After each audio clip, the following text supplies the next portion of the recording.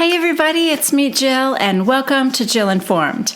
This is the recap of The Real Housewives of New Jersey, Season 11, Episode 3, Guys Gone Wild. I told you the men are important in this franchise. It wouldn't be half as good without the Jersey men. All right, this is Episode 3, but I believe this is the first time we are getting the new taglines from the ladies. So let's go through those quickly. You know I'm probably going to hate them. It is what it is. The first one up is Jennifer. Whoever said money can't buy happiness clearly doesn't have my credit limit. You know, I worry for her because it seems like it's always the ones who are overtly bragging about money that turn out to really not have any or are doing like some shady stuff and they lose their money or go to jail. So I've got my fingers crossed for you and the vamp, Jennifer. Jackie is next. I may be cut from a different cloth, but it's top quality fabric. I mean, it's a little bit different, I guess. Margaret, I renovate, elevate, and sometimes I instigate. I don't hate it. Melissa is next, and I'm pretty sure I'm going to hate this one. And I do. I can tell you're green with envy. No pun intended. Side note, does she still have envy? Does anybody know out there? Leave it in the comments. Okay, I can tell you're green with envy. And honey, green is not your color. You know, it's too snarky for Melissa. I'm not saying Melissa isn't snarky. I'm just saying Melissa's got nothing to be that snarky about. Nobody wants your life. Dolores, I'm loyal and I'm lovable, like a dog with a bone. But don't you dare call me gullible. Is that in reference to David? Are people saying she should move on or something? Because I don't think she's gullible. I think she's living her best life. And she's insisting that she get a ring from him. She's not moving in until he does. And I don't know. I think she's calling the shots in her own life, you know? Side note, you know how in the background they show their families? In Dolores's, it's just her kids. No David or Frank. I wonder if that means anything. And finally, the queen bee, Teresa. They say it's never too late to start over. Then we cut to seeing her in this like crazy unicorn costume or something. And she goes, I am sweet. Then we cut back to the rest of her tagline. I say starting over, never tasted so good. Sorry, that's gotta be the worst one, right? All right, this episode opens with the ladies waking up in beautiful Lake George. Teresa and Jennifer go for a run. The others are just getting their makeup on and getting dressed. Melissa is making breakfast for everyone in the kitchen. Margaret's on the deck in a lounge chair, and she calls Joe after she finds out whether the dumpster has been delivered. Spoiler alert, it's on the way. She tells him that they're going to go for a boat ride later, and then they start to talk about the Teresa-Jackie situation. And Margaret tells Joe, Teresa is just hyper-focused on the analogy. Of course she is. What do you expect her to focus on? The part where she spread a made-up rumor in the first place? No, because that would require a certain amount of introspection and responsibility. No, it's far more attractive for Teresa to be the victim of Jackie's abusive accusations of Gia. Side note, Margaret has her husband listed in her phone as Joe B. Who gets to be in her phone as just Joe? Joe Gorga? Joe Judice?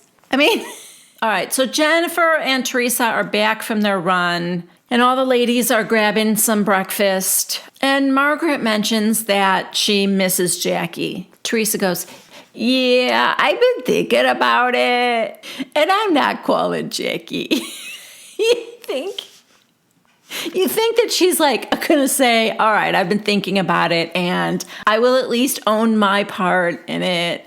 So I'll call her. No, I've been thinking about it and I'm not going to call her. Regardless of what all my friends and my daughter are telling me to do, right? So she goes on to say, she needs to apologize to me because I already apologized to her. Flashback to Teresa apologizing to Jackie. She goes, I'm sorry. I mean, maybe I shouldn't have said it at the party, but you know that phrase where there's smoke, there's fire?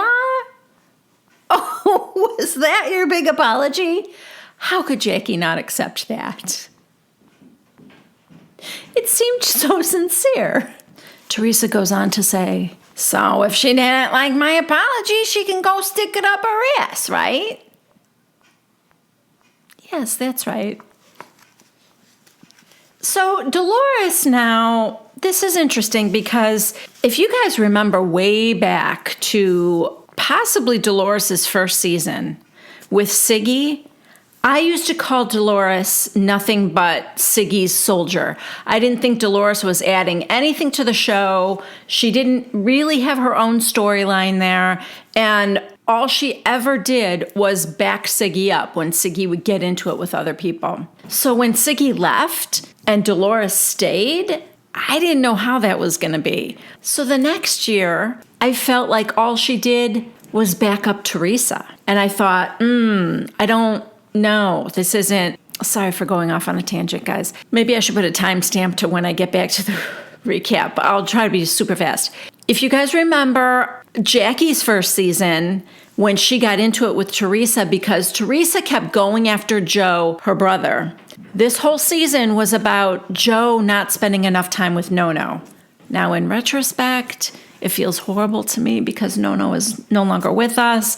But at the time, I was thinking, is this what this Housewives season is going to be? Joe Gorga isn't spending enough time with his dad? I mean, come on. So it seemed very unreasonable the way Teresa was trying to get Melissa to talk to her husband. Talk to your husband. Get him to come over more. And Melissa was trying to tell her, I don't control my husband. He does what he wants. And Teresa thought, no, you can control your husband.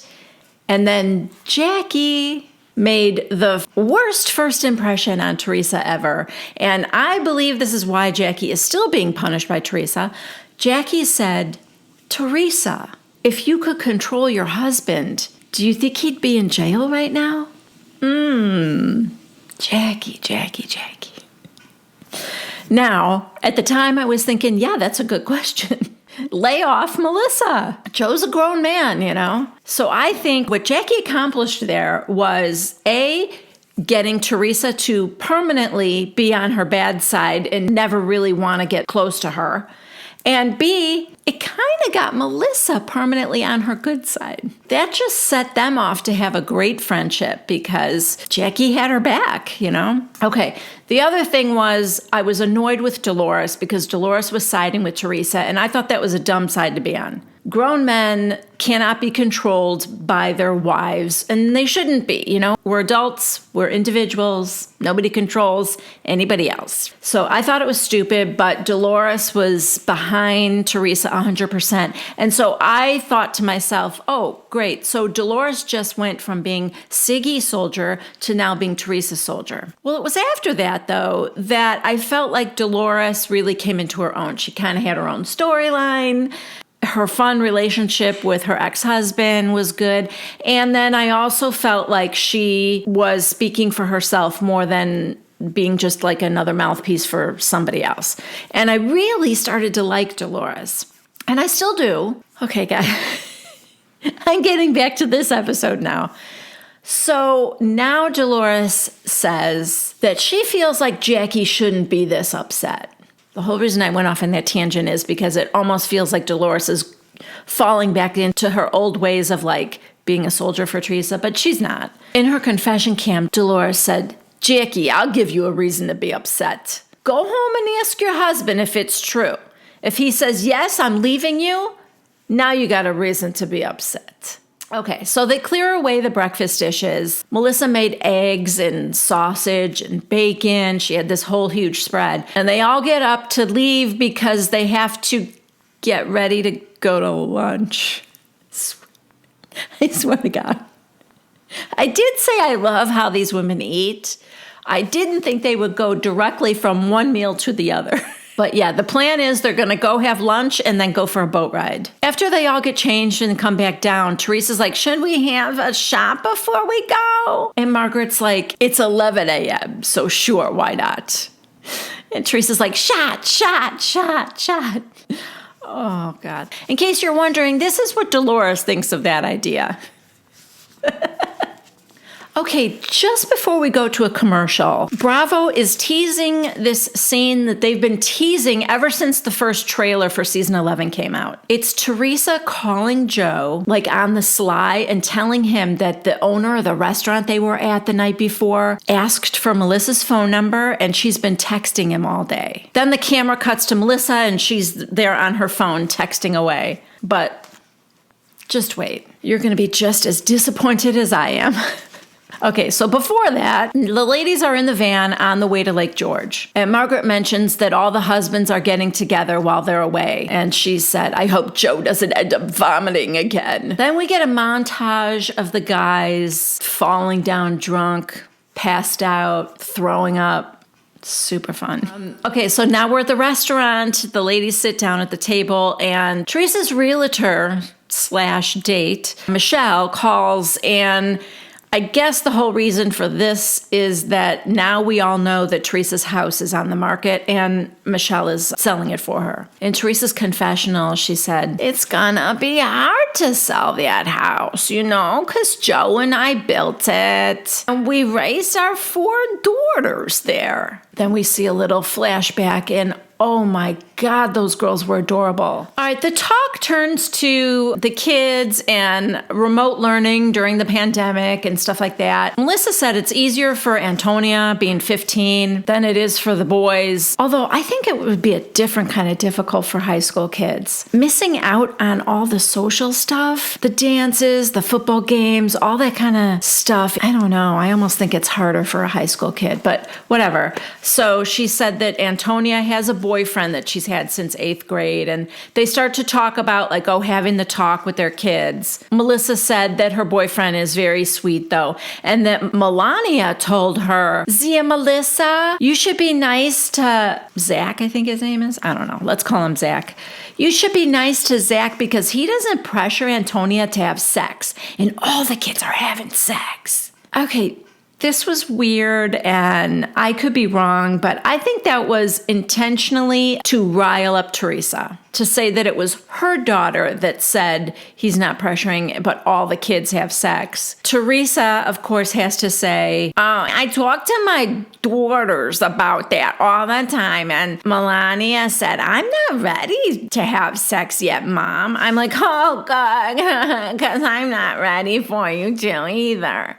There is so much tension between Teresa and her sister-in-law, and I will get into that a little bit later. Anyway, Margaret shares that she was 15 when she lost her virginity. Somebody asked Melissa, and she said she was 18. And the others don't want to kiss and tell. Teresa, Jennifer, and Dolores all say in their confessionals that that's private and nobody needs to know that. Side note, how many confessional looks do these women have? We're on episode 3, and I've already seen several for each of them, and these looks are particularly over the top, let's just say. Lots of bling and an extraordinary amount of hair.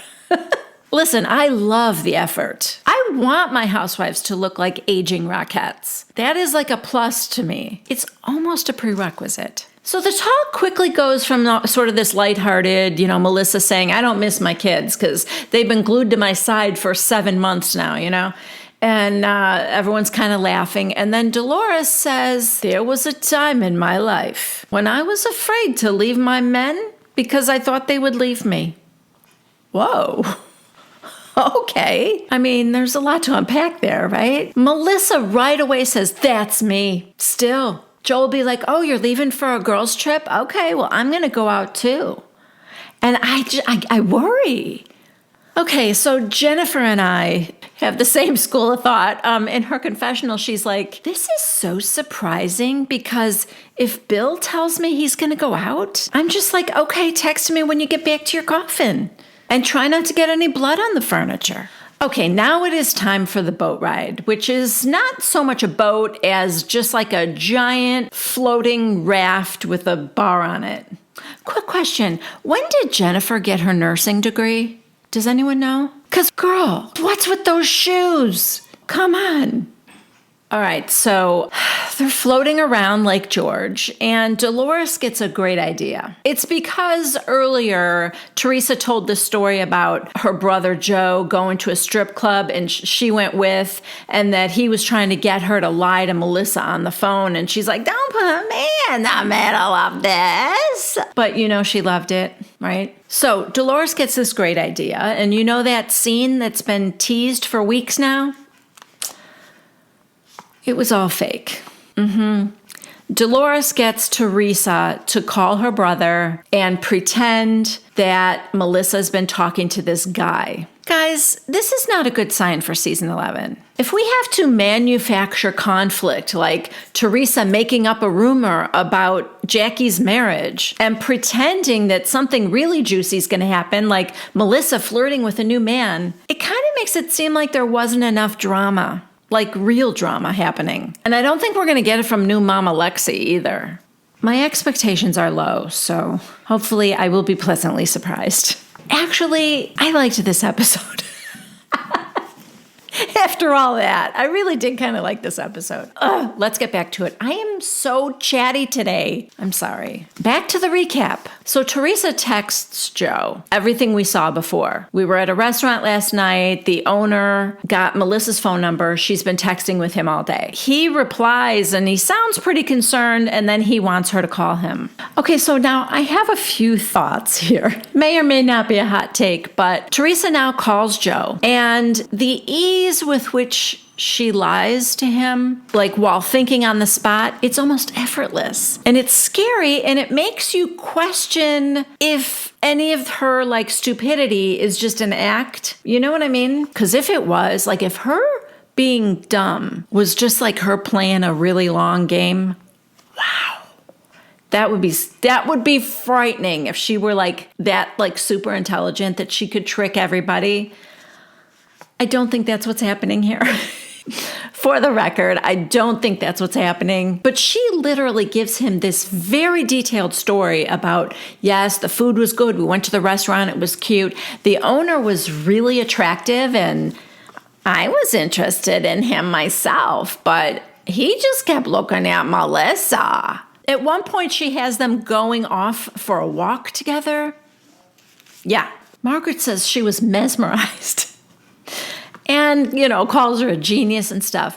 But here's what I'm thinking, okay? This isn't so much Teresa being an evil genius as it is Teresa sort of reenacting for her brother, the way she really feels about her sister-in-law. I mean, that is abundantly clear that her true feelings about Melissa came out when she was pretending and trying to think on the spot. That's when her real feelings came out. Yeah, I don't know what to tell you, Joe. I mean, Melissa when she's drinking. She's real flirty. And she's like, oh, I'm Melissa. Look at me. I mean, listen, Melissa knew exactly what was going on because in her confessional, she's like, wow, Teresa, tell me how you really feel. So I don't know if it's so much evil genius as we just all got a glimpse into Teresa's true feelings. But not only that, think about this for a second. She's trying to get her brother to believe her. At the beginning, she said, I'm not trying to get in the middle of this. I'm just telling you, and delete my message as soon as you get it. That feels like it's maybe, I'm going out on a limb here, not the first time she's done that. Said something about Melissa to her brother and then told him, delete this message. Even in Joe's confessional, after they told him it was a prank, he's like, the only reason I believed it is because it's my sister. Exactly. Yeah, so my take on that is it isn't so much seeing what an evil genius Teresa is for thinking quickly on her feet. I mean, she is a good liar. It does tell us that. But I also think it was more a glimpse into her true feelings for her sister-in-law, which, all along, nobody is good enough for Joe, except Teresa herself. I can't be the only one that thinks a flowers in the attic situation is happening there. They're very, very loving family. No, I kid. They're a very loving Italian family. I get it. And Teresa is jealous of any woman that goes near her brother. That's normal. All right, so finally Teresa puts her brother out of his misery and says, "You've been punked." And he's like, "Oh my God, you guys are corny. You're morons." And Melissa's like, "How could you believe that about me, Joe?" Remember the stripper allegations? Teresa was behind that too, so this is just kind of a normal day for Teresa, I think. Joke's over, everybody's laughing, and they head home. Everyone's like passed out drunk in the van on the way back to the house. Melissa, possibly a little more drunk than the others. Again, her obsession with Margaret's new boobs. I don't know what to say about it. Now she's pulling down the top of Margaret's dress. Let's see the new boobs. And meanwhile, Teresa is pouring rosé for everyone. Like they need more alcohol. Ladies, holy crap. Anyway, Margaret finally says, "You know what? We're all tired. Let's just get dinner in tonight." So, of course, they're thinking about their next meal already. I love it. So they all agree to just get in comfy clothes and order sushi in. All right, so all the women go to their separate rooms to, relax, take a shower, whatever. And Jennifer goes to Dolores' room. And she's like, "Hey, can we talk?" And she's like, "Yeah." Jennifer gets on her bed in her nursing shoes still, by the way. That doesn't seem sanitary. Oh my God, it just occurred to me how difficult it must be for a vampire to be a surgeon. You're like around all that blood. That's some willpower there. Sorry, I keep getting off track. All right. Meanwhile, Melissa is on the phone with Joe. Side note, in her phone, he's listed as Joe G. Just kidding. Seriously, Margaret. I don't care how many Joes you know. Can't your own husband just be Joe? It seems like he should be the one that doesn't have to have a last name initial. Anyway, they talk about Jackie, and she said, "You're having the guys over tonight, right?" And he goes, "Yeah." And she goes, "Well, I think you should call Evan and invite him." And Joe said, "I did. I texted him, but he said he was busy." I mean, nobody's busy during the pandemic. What's probably more likely is that he doesn't feel like hanging out with Teresa's brother right now. Okay, so back to Dolores and Jennifer in Dolores' room. They start to talk about that Michelle, the realtor / date of Teresa's. And Jennifer asks Dolores how she knows her, and she said, "Oh, well, when we had an open house at David's, she came around, and yeah, she's a very lovely girl. Real nice." She said, "You were talking to her." And Jennifer said, "Yeah, she's really nice." So at Evan's birthday party, Michelle told me that Joe Gorga owed her husband money. Then we get a flashback and we see Michelle telling Jennifer that her husband and Joe Gorga were working on an event. An event? I thought he was like a contractor or something. Anyway, she said, "Joe didn't pay my husband after that." And Jennifer said, "Well, like how much money are we talking here?" And Michelle said, "Tens of thousands." Wow. What kind of event were you having? What did they plan, the presidential inauguration? Instead of Lady Gaga, we've got Melissa Gorga performing her hit On Display. Yay. And step aside, Amanda Gorman. We have Teresa Giudice performing an original poem, Ode to Evan, doing stuff. Like doing stuff at the gym.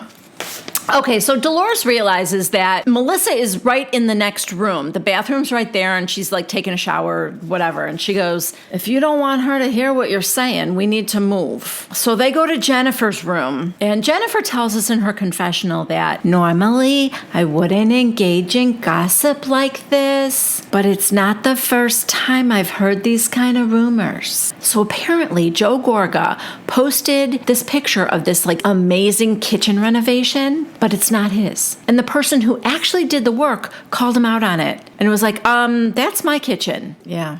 I mean, how embarrassing. Oh, okay. We find out the event was growing with Gorga. And this Michelle's husband was like some kind of a motivational speaker at this seminar that Joe Gorga has. Oh my God. This all feels like slimy. I'm sorry, probably both of their husbands are shysters. Doesn't this just feel like a money grab? I don't know. Jennifer's dilemma is this. She and Melissa have just made up again. And she's afraid that if she drops this little bit of information, that she's going to go off on her like the whole Teresa and Jackie thing. Well, a little bit different because it wasn't like Teresa went to Jackie with the rumor, you know? Dolores tells her, listen, let's have a good night tonight. And you tell her another time. But you should tell her because if this Michelle tells somebody that she told you and you didn't tell Melissa, that's not being a good friend. I'm just saying, if it were Frank Catania, I would want someone to tell me. Just watch how you say it. Side note, does anyone think it's interesting that the example that Dolores used was with Frank and not David? I mean, probably because it would be more likely that Frank would be accused of not paying someone than David. But still, you know what I mean? Wouldn't you be more worried about your boyfriend doing that than your ex-husband? Like, who cares what he does anymore? All right, in this next scene, we're back in New Jersey with the bros. Joe Gorga is hosting the guys in his luxurious basement. I mean, honestly, it is huge and gorgeous. And fun fact, the guys are also having sushi. Joe's like daring the guys to put wasabi on theirs, and they make Frank take it, and he's like dying because it's so hot. Bill's just like pops it in. That's what it's for.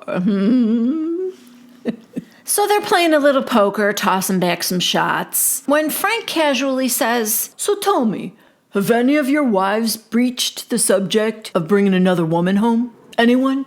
Someone's like, "What planet do you live on?" No, none of their wives have ever done that. But also I think it's hilarious that he said breached and not broached. Anyway, after they have a good laugh about that, Joe gets very serious and he says, I should say that it's just Joe Gorga, Frank Catania, Joe Benigno, and Bill Aiden. So now Joe Gorga says, "Listen, guys, I've been faking my happiness all night because my sister called me and she told me that the girls went out." Okay, stop right there. I'm not going to be fooled twice. I'm going to be mad twice, but I'm not going to be fooled twice because this was also teased in those trailers. He's like, it's killing me. I feel like I want to cry. He's just pranking the guys with the same story that he got pranked with. At least I know the story about Joe Gorga's shady business practices are true. Thank God. Anyway, the guys fall for it. They all look concerned, and they're all like, "Oh, that's not right." Joe Benigno says, I would have been driving up there. Then he tells them it's just a prank and that's what they pranked him with. So, yeah, they got 2 reactions for the price of 1 prank. 2 little sound bites for the trailer that weren't true. And also, we learn a little something about the Gorgas and their power of deception. Because I think Joe is just as good as his sister at lying. I mean, look at this sad face. Would you not believe that guy was really in pain? So anyway, they laugh, and then Bill says, "Do you think the ladies are having as much fun as us fellas?" No, honestly, Bill, this is like his 2nd or 3rd year assimilating with human men, and I think he's doing a good job, you know? So anyway, Joe Benigno says no, because they're going to all be talking about Jackie and Teresa. So the guys start wondering if Evan is cheating on Jackie. They ended up voting on it. Frank wanted a show of hands to go around the room. And Frank's like, I'll start, and I'm going to say I don't think Evan's cheating on her. And Bill said no, he doesn't think so either. Joe Gorga said no, I don't think he's cheating on her. But Margaret's husband, this is very interesting. He said, I 99% believe that he's not doing it. So everyone's like, what do you know? What, you heard something? And he goes, no, listen, at any given moment, there's like 10 women in my house and they all talk loud. So I've heard the rumor. That's all I'm going to say. Okay, so it doesn't mean he's cheating on her. It just means there's a rumor. If you ask me, I think the rumor started because these women think Evan is good looking. And they're jealous. And they don't want Jackie to have this good-looking guy with money and a good job to be a devoted husband. So they imagine something must be going on. They may even believe it themselves because maybe in their minds they can't believe a guy could be faithful or would be faithful if he looked like that. If he could get other women. Also, he's not that good looking. I thought he was at the very beginning, but the more you see Evan, he's okay. But he's not like cheat on your wife okay. I don't see like women falling at his feet. I could be wrong. Okay, back at the lake house, dinner has just arrived, and Melissa and Margaret go out back on the deck, and they call Jackie. They tell her they miss her and they wish she was there. She said, I had to do what was right for my family. Evan is furious, blah, blah, blah. Okay. Jackie says Evan needs for Teresa to call him and clear his name and say it wasn't true. Melissa's shaking her head.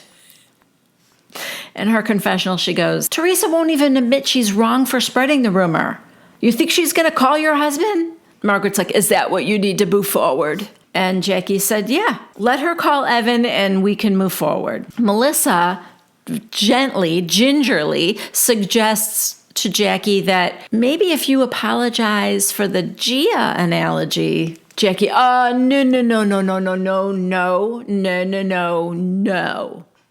No, I'm not sorry for anything. She needed to know that words can hurt. We get another peek back at the conversation between Jackie and Teresa. And Jackie's right about one thing. She said Teresa had multiple opportunities to back off before she brought up Gia. And that was true. There were plenty of times that she said things like, Teresa, does this person even know me and Evan? And Teresa could have said, I don't know, and left it there, but she didn't. She goes, I don't know. But they must have because they said it. You know what I mean?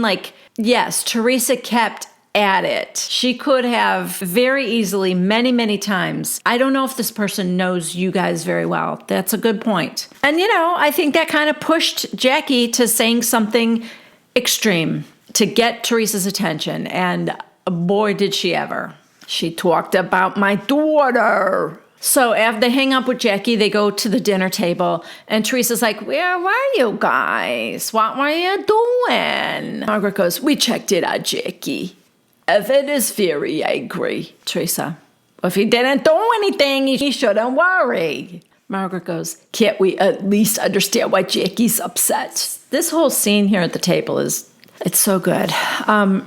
Teresa goes, because she has no backbone and she's a weak woman. The way she's acting, it's so out of control.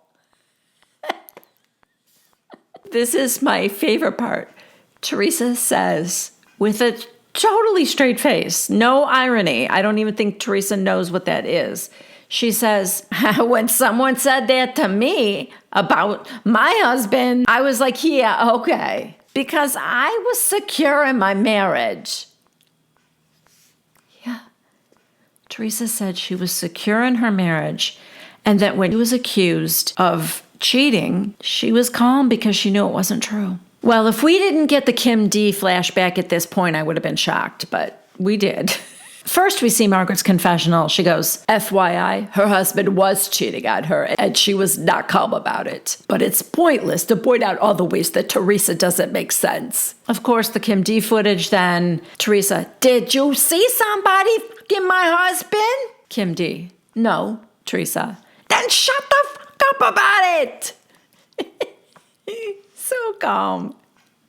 So secure in her marriage, too. But listen, what bothers me about making all these exceptions for Teresa, that's just Teresa, she doesn't make sense, is that it allows her to lie about anything she wants. Even things that were on a TV show that can be proven. She still gets away with it. There's a lot of darting eyes at the table after she says that outlandish thing, but not one woman at that table called her out on it. I don't think they ever will. That might have been Jackie's job, but I don't know if Jackie is long for this show. Because, you guys, I was thinking about this. How can you skip one of the trips? I said that about Mary on Salt Lake City, not going to Vegas. And now Jackie not going to the lake house. I know this isn't the big trip for Jersey, but I feel like it used to be that you had to go. And now they're kind of letting the ladies get away with skipping. You know, those trips are the time that they can film so much. And there's so much interaction with the ladies. I don't know. That's what makes me feel like Jackie might be on the way out. Anybody know if she finishes out this season or not? Let me know in the comments. Anyway, in case you thought that Teresa was an evil genius earlier when she could perfectly lie on the spot, have no fear, because now she said, I'm done talking about this. I swear I might blow my casket. Yeah. Margaret goes, you're what? And everybody starts laughing. Well, everyone but Jen, who I'm sure was offended on behalf of Bill. Why would somebody blow their casket? Basically, Margaret and Melissa break it down for Teresa. Melissa tells her, listen, if you were to just say to Evan, it was a rumor I heard, but I know you're a great guy, you're a great husband and father, and I don't believe it's true. Jennifer turns to Teresa and says, are you willing to say that? Teresa, no. In her confessional, she says, I think Jackie and half of America think that I made this up, but I heard it. They aren't asking you to say you made it up, even though you probably did. They just want you to say you don't believe it's true. So Teresa says that she will call Evan and apologize if Jackie first calls her to apologize for the comment about Gia. Neither wants to go first. Obviously, that's not going to happen. Dolores goes, oh, I think she would do that. Melissa goes, no. No.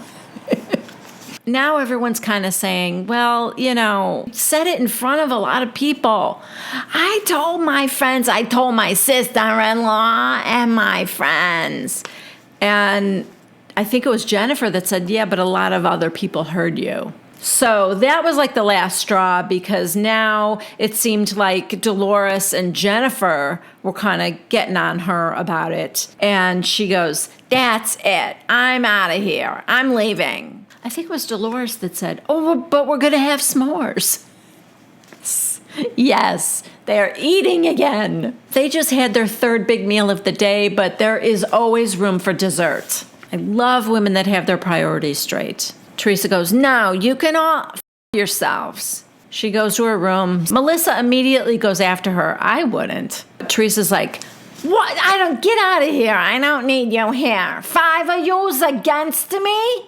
All of yous? And now all of them are up there in her room. Dolores is the first to leave again, though. She's like, she's so over it. I don't want to talk about this anymore. She leaves. She wants her s'mores, okay? This is crazy. Melissa goes, we aren't against you. Listen, we're just trying to get 2 people together. And you're in front of us.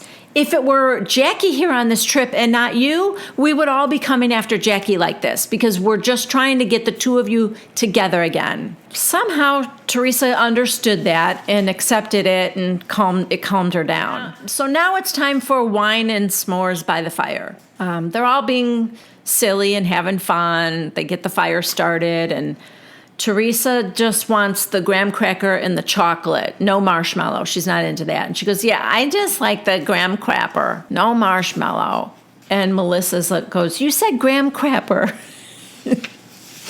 So it's so fun. Teresa also has to tell the group that I don't hold a grudge. I move on from things. This again causes some eyes looking at each other, but again, nobody calls her out on that. Now they hear like a twig snapping in the background. It's dark outside. Everyone's like, what is that? And they're kind of getting scared. Lexi goes, I'm not used to this. The biggest thing we have in England is like a badger. And Melissa goes, oh, a badger? Teresa cooks up another great prank. She gets Dolores to pretend that they hear something and go running back to the house. So they do. They scream. They go running back up to the house. Somebody breaks a wine glass, and Melissa goes running barefoot through the glass because she left a shoe there. And that is the end of episode 3. It was a doozy. Thanks for hanging in. If you made it to the end with all of my side notes and going off on my long-winded tangents, thank you. Thank you for being here. If you would like to see more content like this, maybe less side notes. Please subscribe to my channel. If you liked this episode, please give it a thumbs up and leave a comment. I love to hear from you guys. Also, I asked you a bunch of questions, so leave your comments down below. All right, thank you guys so much. We are in the home stretch of the pandemic, but we aren't quite there yet. So please try and socially distance and wear a mask when you're out in public. Thanks. I want you guys to be safe. I want us all to be safe. All right, love you guys. I'll see you next time. Bye.